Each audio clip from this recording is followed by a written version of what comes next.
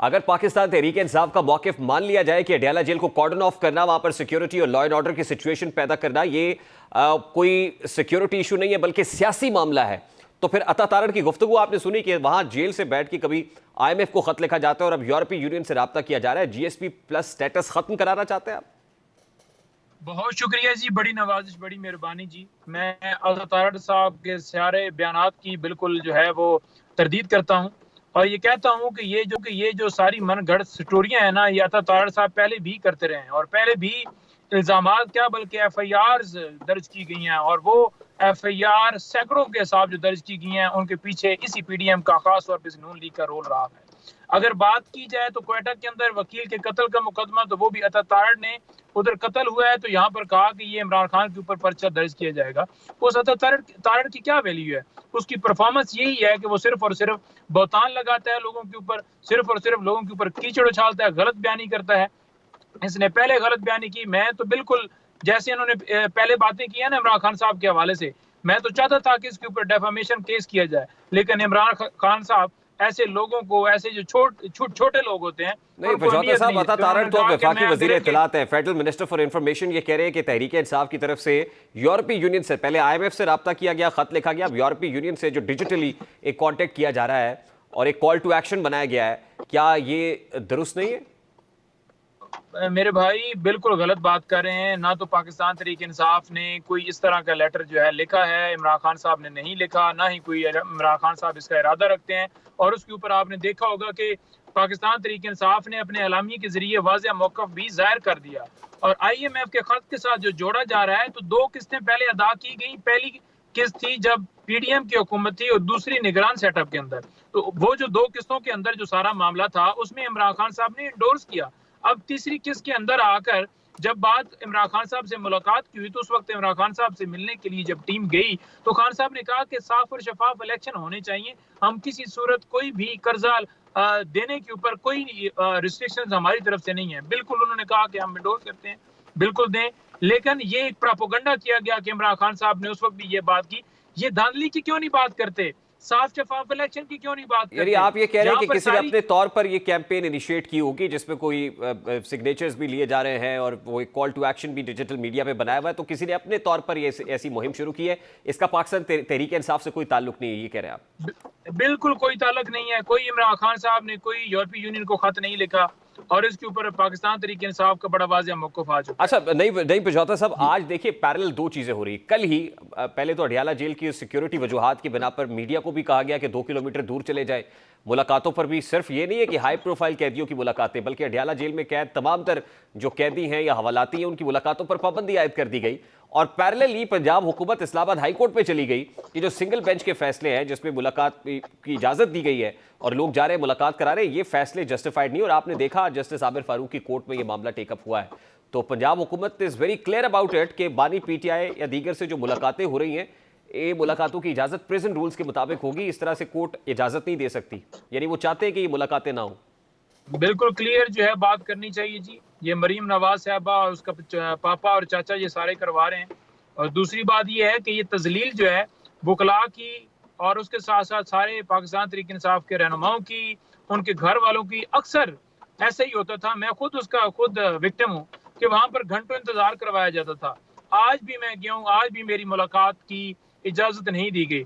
कहा गया कि ऊपर से ऑर्डर आएंगे, पता नहीं कौन ऊपर ऑर्डर व्हाट्सएप के ऊपर कौन किसको देता है। ये कोई तरीकाकार है? इस्लामाबाद में आज 6 वकला को तो इजाजत थी, 6 वकला अंदर थे, बैरिस्टर सलमान सफदर भी थे।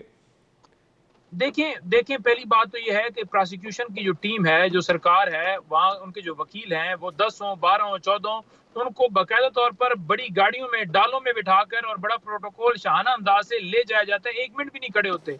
हमारे लिए 1 तो 2 किलोमीटर उन्होंने कहा जी कि दूर सारे कैमरे भी ले जाएं, गाड़ियां भी उधर ले जाएं और फिर घंटों गेट के बाहर खड़ा कर लिया जाता है और फिर कहा जाता है कि जिसका नाम ऊपर से आएगा। देखिए हम वकील हैं, हमने बताना है कि ये हमारे 10 मेंबर्स की टीम है, ये 20 वकला हैं, इसमें पेश होंगे। इमरान खान साहब के केसेस जो हैं आपको पता है 200 के करीब दर्ज किए गए हैं और हर रोज ही मुख्तलिफ कोर्ट्स लग रही होती हैं।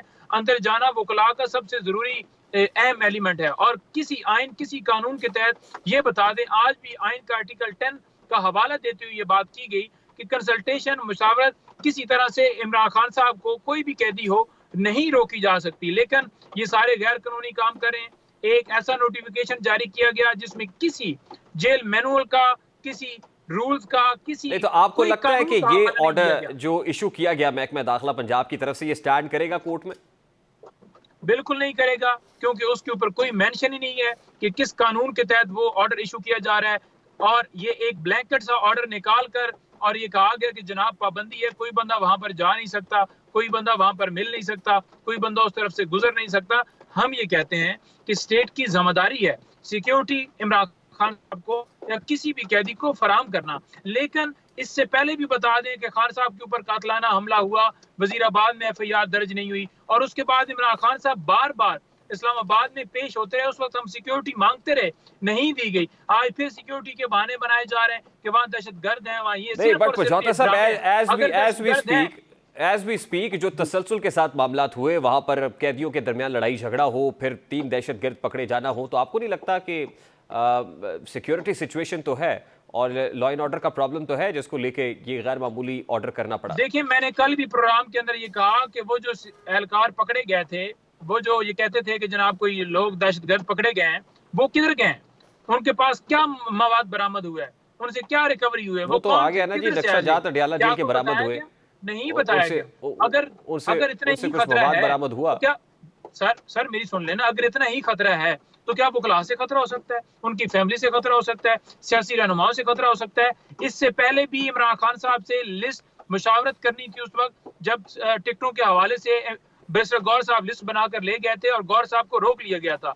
इमरान खान साहब ने मेरी 4-5 दिन पहले मुलाकात हुई है, उसमें तहफ़्फ़ुज़ात किए कि मैंने उस वक्त भी डिस्कशन करनी थी। 200 के करीब लोगों के नाम थे, मुझे जुबानी याद है कि कौन किस हल्के में खड़ा है।